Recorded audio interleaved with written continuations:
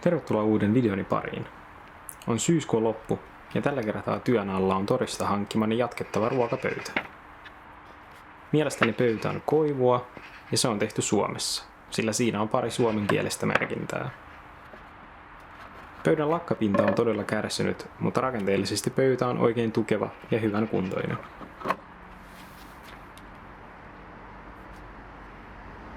Pöytätason pahimpia ruhjeita en osaa eritellä, sillä se on aika kulunut. Jaloissa sen sijaan tämä on varmaankin pahin kohta. Koska kyseessä ei ole viilutettua puuta, oletin, että tästä tulee maksimissaan parin viikon homma, koska kaikki viat voi hioa ja voi olla kovaotteinen käsiteltäessä pintoja. Kuinka väärässä olinkaan. Nyt on jo tammikuun puoliväli ja vasta pari päivää sitten sain projektin viimeisteltyä, joten tästä videosta on tulossa aika tiivis ja opettavainen paketti epäonnistumisista ja epätoivosta. Sitten ryhdytään hommiin. Aloitan ruuvaamalla pöytälevyistä kiskot irti ja kaapimalla vanhat lakat pois.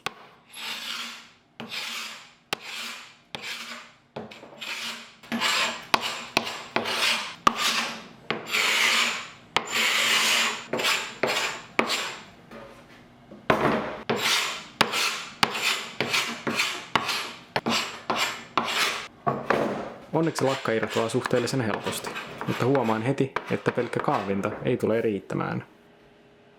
Kaavittu pinta on oudon tahrainen ja tumma, joten todennäköisesti joudun hiomaan levyjä jonkin verran. Päätin olla rohkea ja ottaa käyttöön vastikään hankkimani nauhahiomakoneen.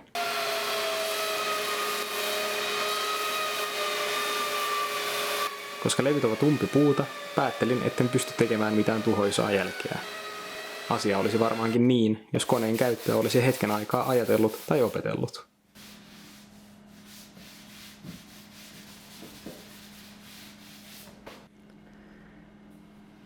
Huomasin levyssä pari väritöntä läikkää, joita kastelen tärpätillä korostaakseni värieron.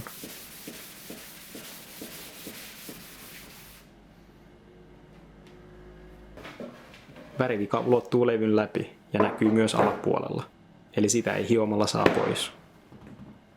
Koska pöytä oli lakattu noin vahvalla sävyllä, niin todennäköisesti puuksi on otettu juuri tällaisia viallisia hukkapaloja, joiden luonnollinen väritys on aika samantekevä.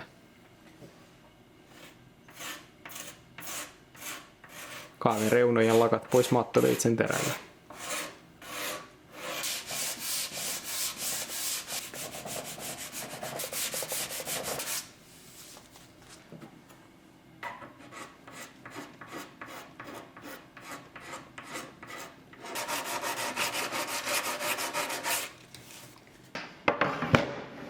Jatkopala saa saman käsittelyn.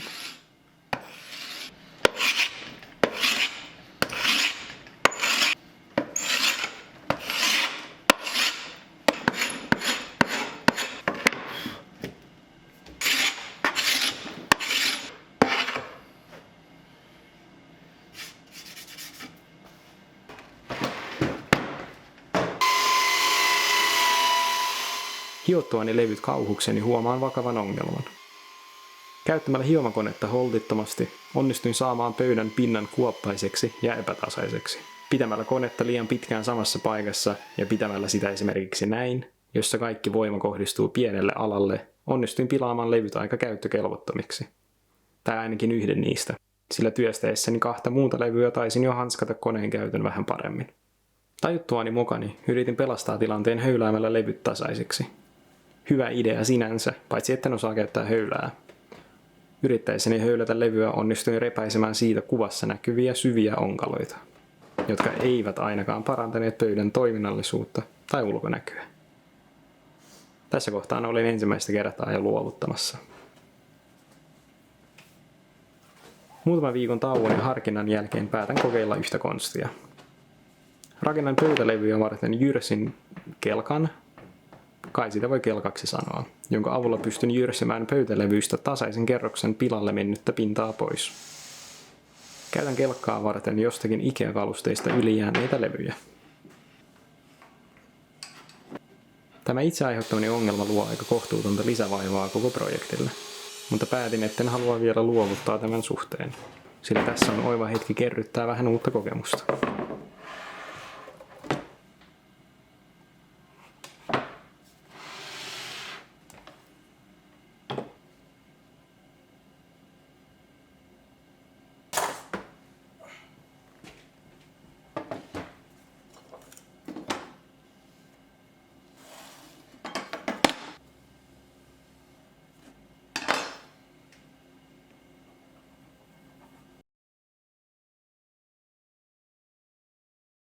Ja tässä näkyy aikaansaannokseni. Ensimmäistä käyttökierrosta ei valitettavasti ole kuvattu, mutta tässä näkyy sen lopputulos. Kuten levystä näkee, jyrsin ei ole yllättänyt noihin kohtiin, joissa on väritöntä puuta. Ilmeisesti alitajuisesti hioin näitä kohtia paljon runsaammin toivoissani, että ne jotenkin hälventyisivät. Mutta se ei ole selvästikään auttanut, vaan pelkästään söi syvennyksen pöytälevyyn. Ensimmäinen jyrsintäkierros ei myöskään poistanut riittävästi pintaa, jotta höylän aiheuttamat repeymät katoaisivat, joten jyrsintää pitää jatkaa. Asettelen jyrsimen terän syvemmälle ja ryhdyn hommiin.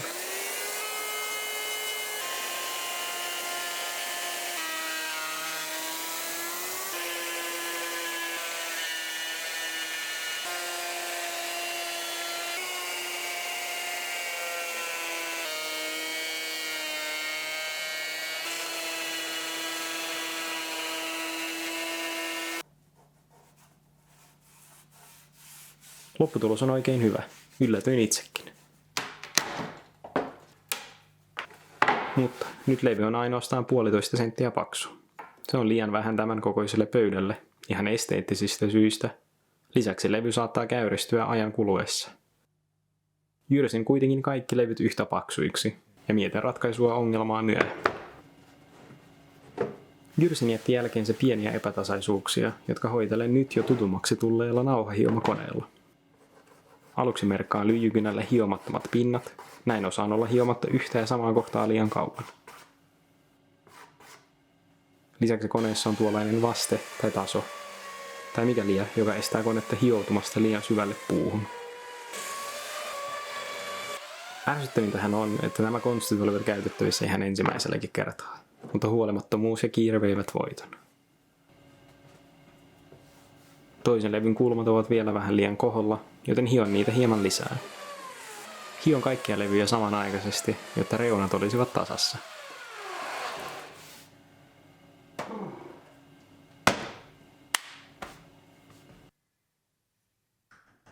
On joulukuun alku, ja konsultoituani ystävääni päätin ratkaista pöytälevyn paksuusongelman vanerilevyllä.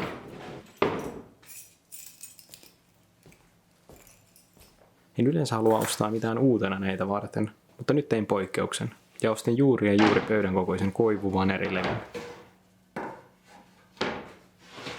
Aion liimata ja ruuvata levyn pöydän pinnan päälle. Tämä ratkaisee parikin ongelmaa. Se piilottaa pinnassa olevat värivirheet sekä lisää pöytään tarvittavaa paksuutta. Haittana on toki piinaava tunne siitä, että tämä pöytä ei ole enää entisensä, ja projektin luonne on muuttunut melko erilaiseksi. Mutta parempi tämä kuin kesken jättäminen. Tein klassisen virheen ja leikkasin levyt tismalleen oikean mittaisiksi, mikä ei tietenkään riittänyt, ja levy jäi yhdestä kohtaan liian pieneksi. Tässä näkyy vanerilevyn noin millin vajavaisuus, jonka aion täyttää epoksimassalla. Kiinnitän vanerilevyt liimaamalla ja lisäksi keskelle vaneria nurjalta puolelta ruuvaamalla.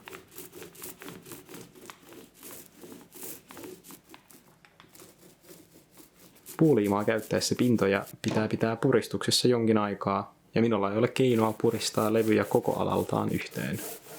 Joten ratkaisuna käytän ruuveja, jotka puristavat levyjä yhteen. Levyjen reunoissa sen sijaan käytän puristimia. Näin siitä tulee aikamoinen häkkyrä.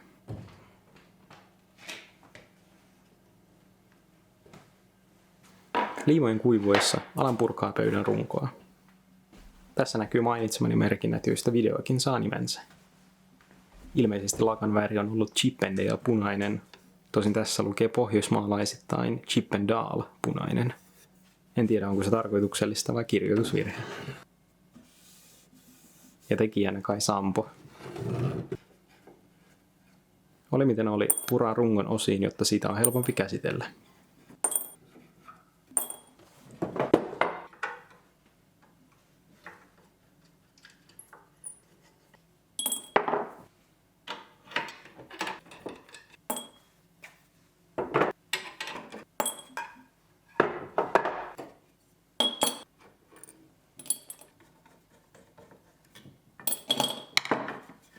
Onneksi kaikki on kiinnitetty ruuveilla ja ainoastaan 2 pitkää helmanpalaa on liimattu. Niitä ei ole pakko purkaa ja liimaliitos tuntuukin olevan varsin hyvässä kunnossa. Aloitan lakkojen poiston jaloista ja aluksi käytän näissäkin kaavinta.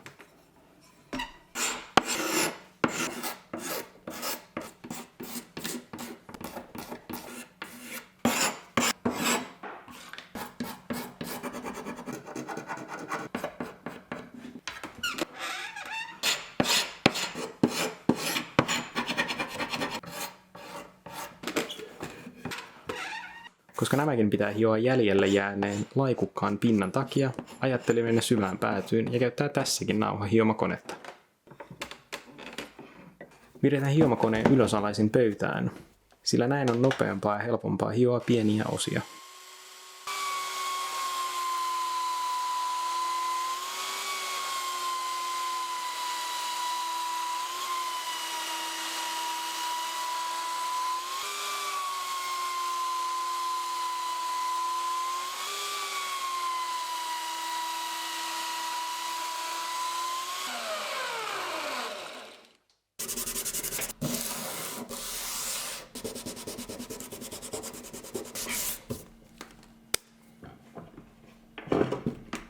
Hion helman osat tavalliseen tapaan.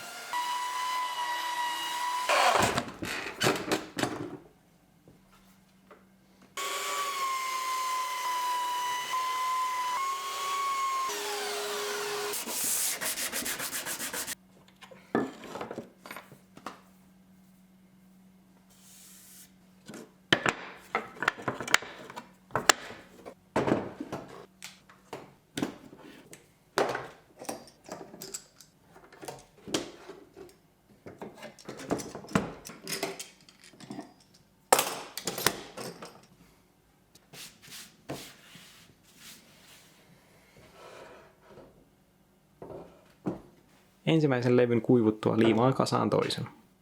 En voinut liimata näitä samanaikaisesti, koska minulla ei ole riittävästi puristimia. Jälkeenpäin olen miettinyt, että olisin voinut puristaa molemmat levyt samanaikaisesti toisiaan vastaan. Mutta ehkä ihan hyvä, että en alkanut kikkailemaan yhtään enempää tämän kanssa. Pelasin varman päälle. Tai ainakin varmemman päällä.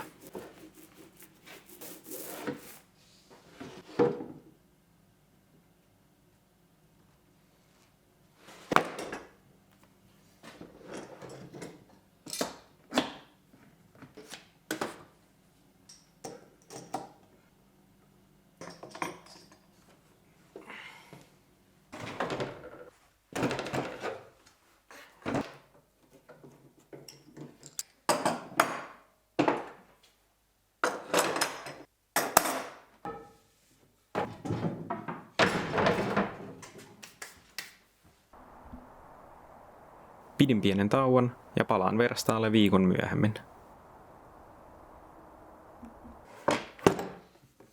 Vanerien reunat pitää trimmata. Suurimman osasta reunoja vanerit tulee hieman pöytälevyn yli, mikä on hyvä asia.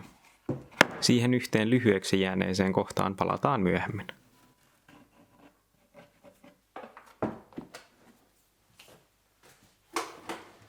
Tasan reunat kopioin jyrsinterän avulla.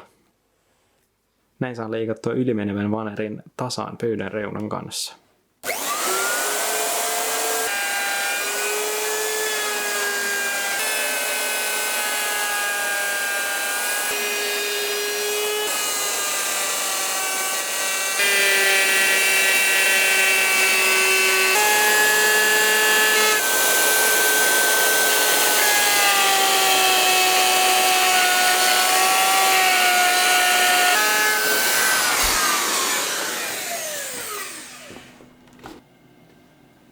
Levyjen tappien kohdalla jyrsintä ei voi nyt käyttää,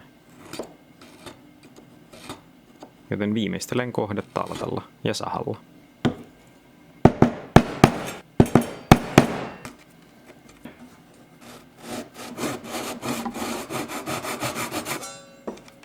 Tässä näkyy jyrsimen tekemä pieni syvennys.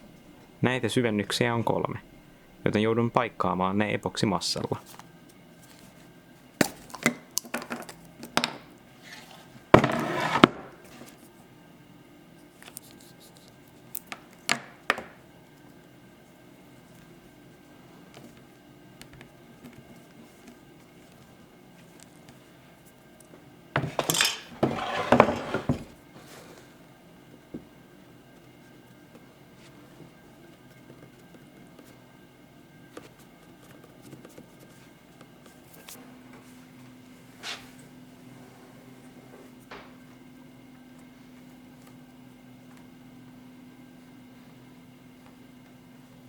Paikattuani jyrsimen jättämät syvennykset korjaan samalla kikalla lyhyeksi jääneen vanerireunan.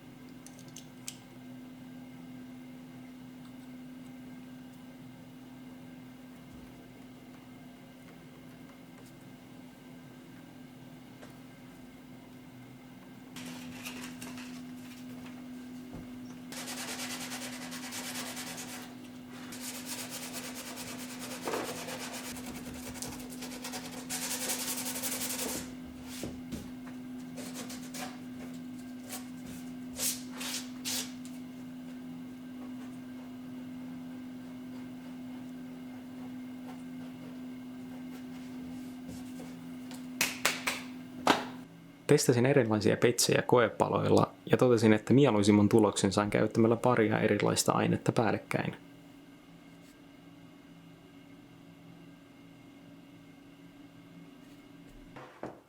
En mieluusti petsaa pintoja, mutta koivun todella vaalea ja tasainen väri ei miellytä minua. Joten tässä tapauksessa päätän koittaa sävyttää pintoja saadakseni niistä mieluisimman näköiset. Aloitan lakkaamalla pinnat vesiohenteisella, sävytetyllä lakalla. Tämä on itse asiassa sama lakka, jota olen käyttänyt edellisissäkin videoissani.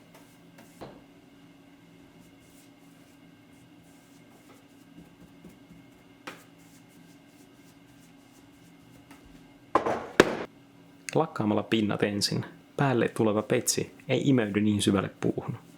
Jos petsiä laittaa suoraan koivun pintaan, se sävyttyy epätasaisesti.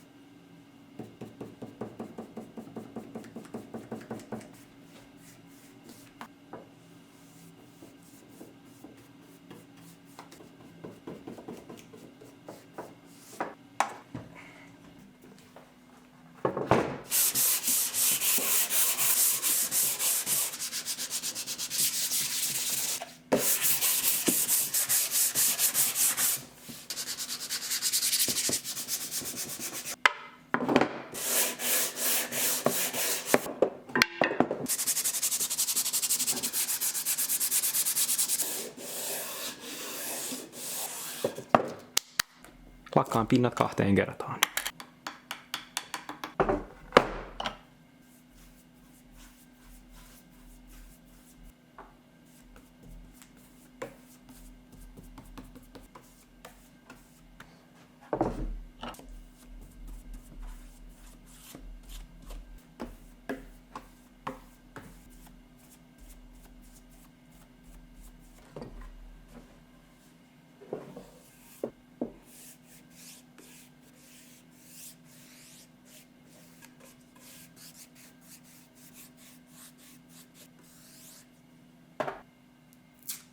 Koska päälle liimatun vanerin reuna on, vanerin näköinen, päätin maalata pöytälevyjen reunat mustaksi. Reunojen maalaus oli itse asiassa mielessä jo ennen kuin mua oli pakko turvautua tähän vanerikikkaan, mutta nyt maalaus on melkeinpä välttämätöntä. Aluksi ajattelin maalata nämä vapaalla kädellä, mutta totesin, että pieni vaivannäkö valmisteluissa helpottaa varsinaista työtä aikamoisesti.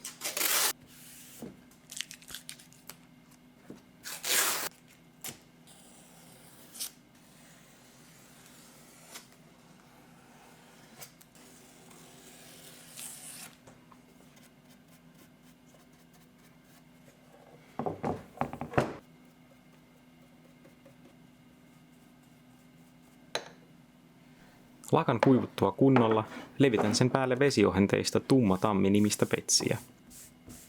Petsin vaikutus oli aika mieto. Voi olla, että levitin sitä turhan ohuelti. Kuten sanoin, en mielellään petsaa asioita, joten aineen käyttö on mulle vielä vähän hakusessa.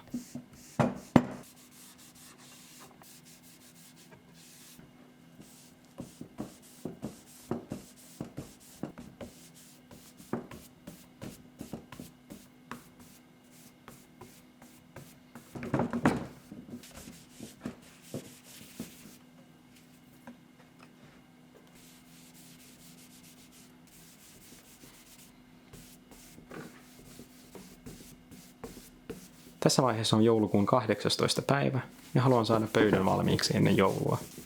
Eli joudun vähän kiirehtimään tämän kanssa. Koska tumma tammi petsin sävyvaikutus oli aika mieto, halusin lisätä vielä yhden petsikerroksen, jotain uutta sävyä. Tällä kertaa on kyseessä spraypohjainen tiikkivärinen petsi. Kokeillessani tätä koepalalle kaikki näytti menevän ihan okosti, ja pinta sai kivan punertavan vivahteen. Mutta levittäessäni tätä pöydän jatkopalalle tapahtuu jotain. Paskat. Okay. Luulen, että tumma tammi ei ollut kerinyt kuivua kunnolla, ja tämä aine liuotti alla olevan petsin sekä ihan alimmaisena olevan lakan pois.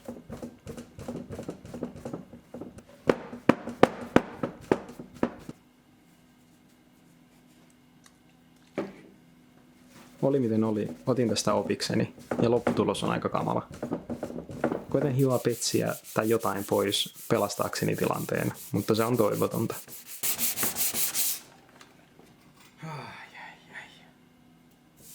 Tässä vaiheessa luovutaan aikamääreeni suhteen ja lähden viettämään joululomaa.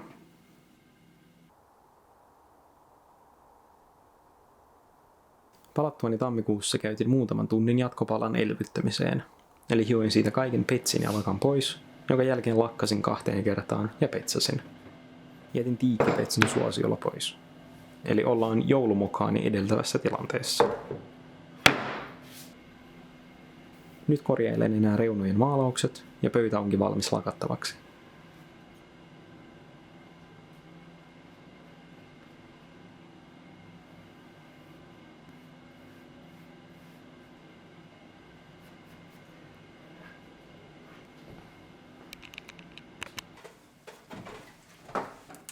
Kameralla lakkaus ei näytä miltään. Ei siis miltään. Ihan kuin hieroisin sitä kuivalla rätillä. Joten pidetään tämä vaihe lyhyenä. Käytän taas kerran öljypohjaista polyuretaanilakkaa, jonka on ohentanut tärpätillä saadakseen siitä helposti levittyvää.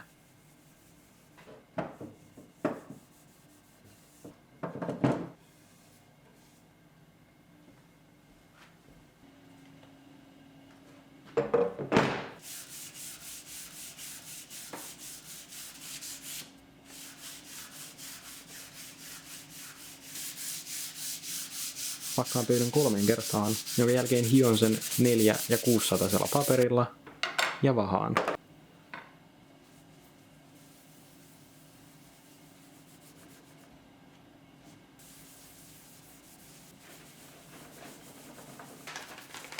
Vahatut pinnat tasoitetaan ruskealla paperin palasella.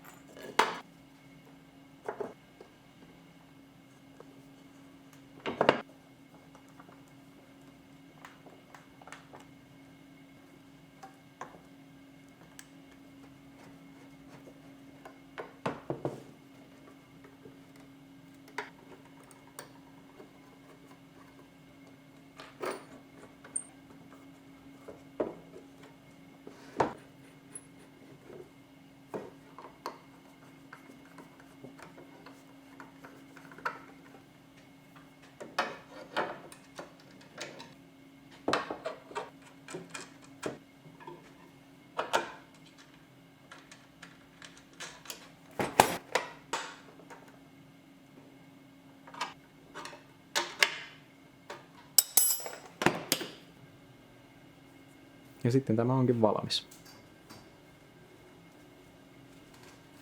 Olipahan kokemus. Saatan laittaa tämän myyntiin tai annan jollekin tarvitsevalle pois.